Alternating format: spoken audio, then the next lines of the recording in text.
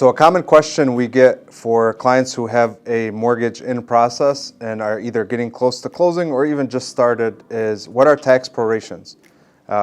People always want to know their final numbers, that to the penny number.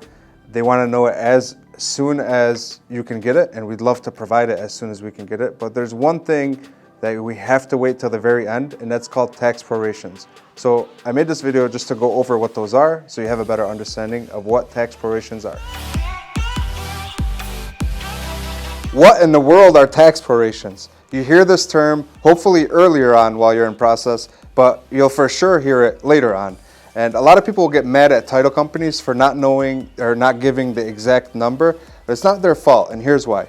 So tax prorations are you returning to the seller the portion of taxes that they paid, but now you're going to take over the house, and from when you take over the house, from the day of closing on, you owe them for whatever taxes they already prepaid. So let's imagine you're renting a home, or I'm renting a home, and somebody's going to come and take over that home, and you pay your rent. Let's say your rent is $1,000, and you pay it on the first of the month. And your brother, your cousin, your mom, your sister, somebody comes and takes over that home on the 15th of the month. Should they give you back any money for the rent that you prepaid?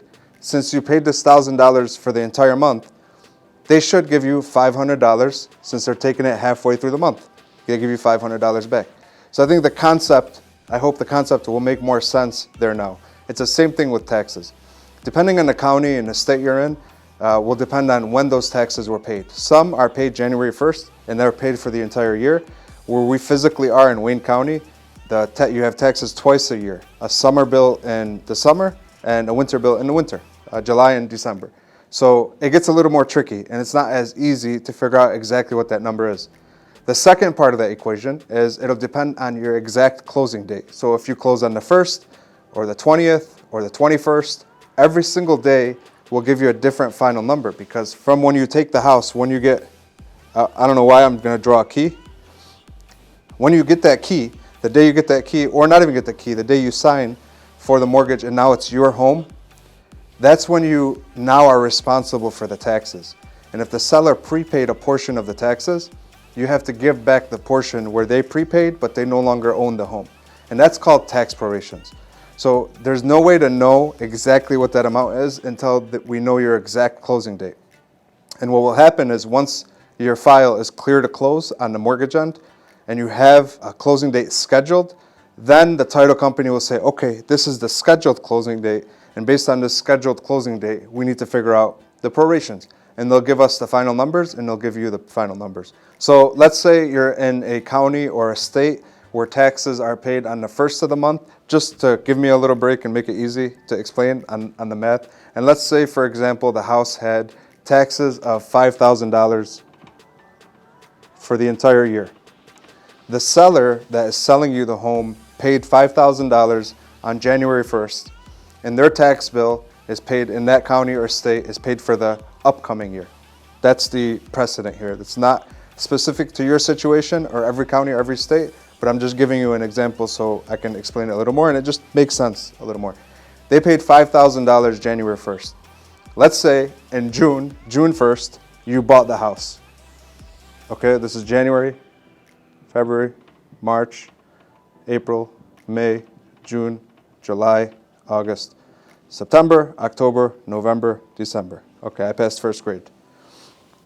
January, they paid it. In June, midway through the year, you now own the home. You bought the home and it's yours. They paid this bill for the entire year, okay? So you gotta look at it as like what's right and what's fair and what's the correct way to do it. These aren't our rules, these are just the rules. Just like if you were selling the house, it would happen the same way for you. Since you're taking it over here, and they already paid this bill for the entire year, you have to give them back half of that, whatever that payment is. And this is just easy math, assuming you bought the house exactly midway through the year. So you'd have to give them back $2,500. So your cash to close at the end, you'll see a line item that'll say tax prorations, $2,500, and you look at it like, what the heck is this? Call your loan officer, they'll call the title company, and they may try to figure it out, but they should already know this. And now you know this. It's called tax prorations, and you're giving them back the money for this portion right here, where you own the house for the back half of the year, but that bill was already paid, So you're just returning their money to them because they don't own the house anymore, you do. So I hope that made sense. If you have any additional questions, we are always happy to help. Please call 313-488-4888. You'll talk to anybody on my team and we can break down exactly what's going on with tax prorations. Whether you're doing a mortgage with us or not, we're more than happy to help.